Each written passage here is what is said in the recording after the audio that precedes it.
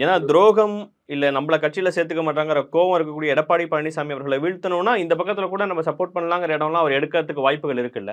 திராவிட முன்னேற்ற கழகத்தை கொண்டுதான் திரு எடப்பாடி பழனிசாமி அவர்களுக்கு அவர் பாடம் போட்ட வேண்டும் என்ற அவசியம் இல்லை. உங்களோட பார்வையில் அது இன்றைக்கு களத்திலே வலிமையான சக்தியாக உருவெடுத்து வருகிற நடிகர் விஜய் தலைமையிலான தமிழக வெற்றி கழகம் என்கிற ஒரு கருவி இருக்கிறது. அந்த கருவியை கொண்டு அதிமுகவுக்கு அவர் பாடம் போட்ட முடியும். அதுதான் சரியான முடிவாக இருக்கும் என்பது என்னுடைய பார்வை. எந்த ஆங்கிள்?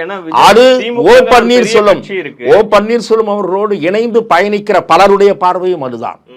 நான் அறிந்தவரை திரு ஓ பன்னீர்செல்வம் தரப்பிலே இருக்கக்கூடியவர்கள் தங்களுடைய அடுத்த ஆப்ஷனாக பார்ப்பது தாவேகா தான். அவர்கள் நிச்சயமாக புது கட்சி ஓபிஎஸ் அவர்களுடைய அனுபவத்தோட கம்பேர் பண்ணும்போது அவர் எப்படி இவங்களோட இணைவாங்கிற பார்வையெல்லாம் அந்த பக்கமும் வைக்க முடியும். இன்றைக்கு நீங்கள் ஏற்றுக்கொண்டாலும் ஏற்றுக்கொள்ளாவிட்டாலும் தமிழக வெற்றி கழகம் என்பது ஓபிஎஸ் அணியை விட வலிமையான சக்தி. அதை நாம் மறுக்க முடியாது.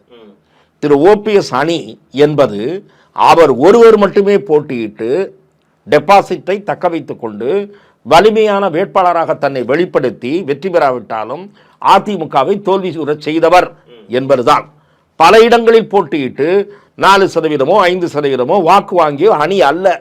ஏனென்றால் அதற்கான வாய்ப்பு அவர்களுக்கு இன்னும் உருவாகவில்லை. அப்படி இருக்கும்போது அதிமுகவினுடைய பிரதான அரசியல் எதிரியாக பார்க்கப்படுகிற திராவிட முன்னேற்ற கழகத்தோடு நீங்கள் கரம் கோர்க்கக்கூடிய வாய்ப்பு இருக்கிறது என்கிற ஒரு பேச்சு எழுவதே என்பது உங்களுடைய அரசியல் சரிவுக்கு வித்திட்டுவிடும்.